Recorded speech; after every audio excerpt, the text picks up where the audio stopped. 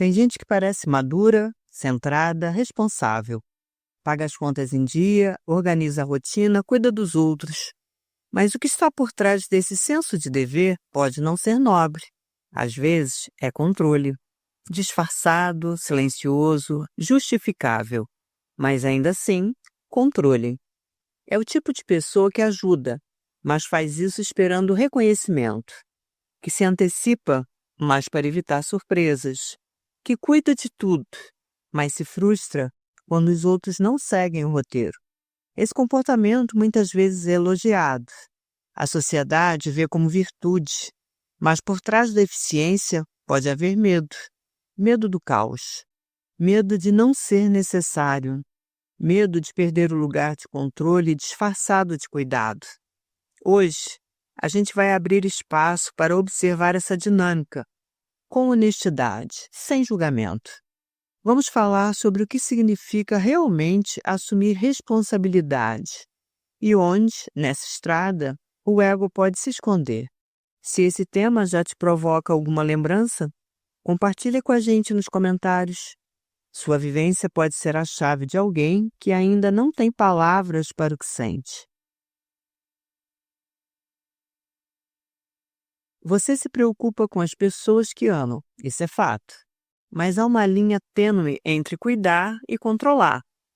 Quando alguém te conta algo difícil e sua primeira reação é resolver, quando você se sente incomodado ao ver escolhas diferentes das suas, ou quando você se irrita porque ninguém faz como deveria, pode ser que seu cuidado tenha cruzado a linha. O controle disfarçado é sutil porque se apoia em boas intenções. Aparentemente, é sobre proteger, ajudar, manter tudo funcionando. Mas, no fundo, existe a dificuldade de confiar na autonomia do outro.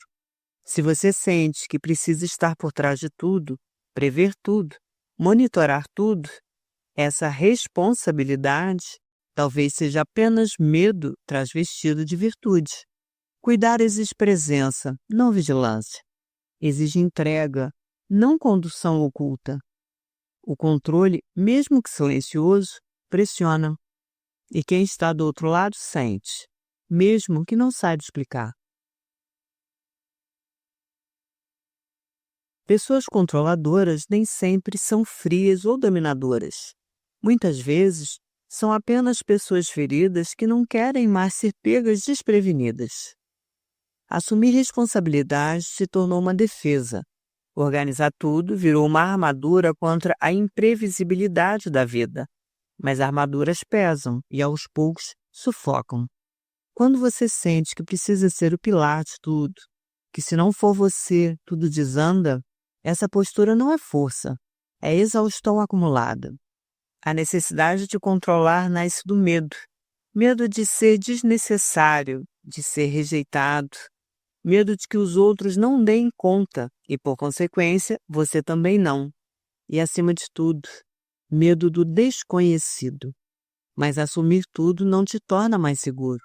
Te isola. Porque controle não gera conexão. Gera dependência, sim, mas não intimidade. Se você se percebe nesse lugar, respira. Você não precisa carregar tudo para ser digno de amor. Tem uma parte do ego que adora parecer essencial, ser o que resolve, o que organiza, o que sustenta. Mas, muitas vezes, essa autoimagem serve para evitar o contato com a própria vulnerabilidade. Ser o responsável dá uma sensação de poder, mas também esconde a crença de que, se você não for indispensável, será descartado.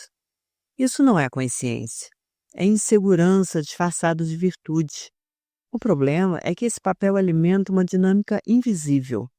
Você faz pelos outros, esperando reconhecimento. Você oferece ajuda, mas cobra silenciosamente obediência. Você diz que quer o bem, mas se frustra se o outro escolhe um caminho diferente. E quando isso acontece, vem a raiva, a mágoa, o discurso do ninguém me valoriza. Mas será que você está ajudando mesmo ou está negociando amor por controle? A verdadeira responsabilidade não exige aplauso. Ela é silenciosa, livre de manipulação e não pede nada em troca.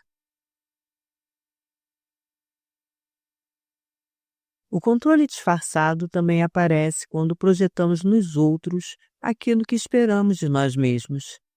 Queremos que pensem como a gente, que reajam como a gente, que façam escolhas certas, como a gente faria. Mas ninguém é extensão do seu eu. Cada pessoa tem um ritmo, uma história, um processo. Quando você tenta guiar a vida de alguém para o bem dela, pode estar, na verdade, querendo manter o seu próprio mundo sob controle.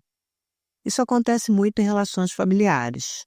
Pais que acham que estão educando, quando na verdade estão podando.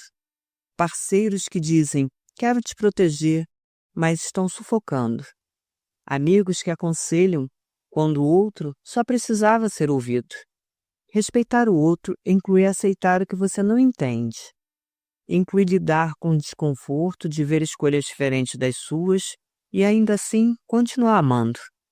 Essa é a parte mais difícil, porque exige abrir mão da ideia de que sabemos o que é melhor para o outro e confiar que ele também está em um caminho de aprendizagem, assim como você. Responsabilidade autêntica tem a ver com maturidade interior. Não é sobre carregar o mundo, é sobre saber o que é seu e o que não é. Ela não se impõe, não sufoca.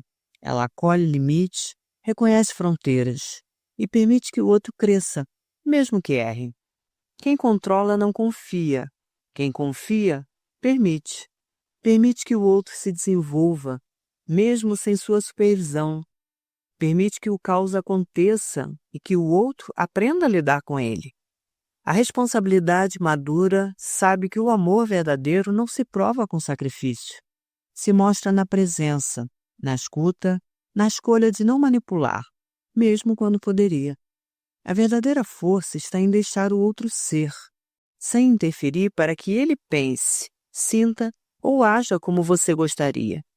Essa é a forma mais alta de respeito e talvez a mais profunda forma de amar.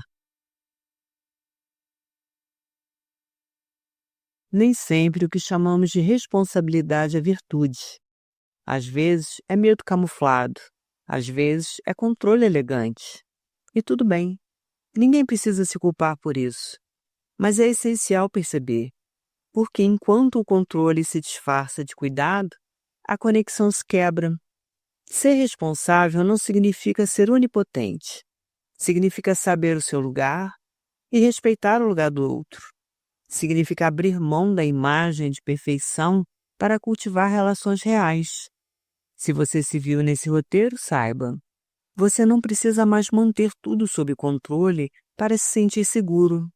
Talvez, justamente ao soltar, você perceba que o desconhecido não é seu inimigo, que não saber o próximo passo também é uma forma de viver, e que a verdadeira segurança nunca veio do domínio, mas da confiança em si e no fluxo da vida.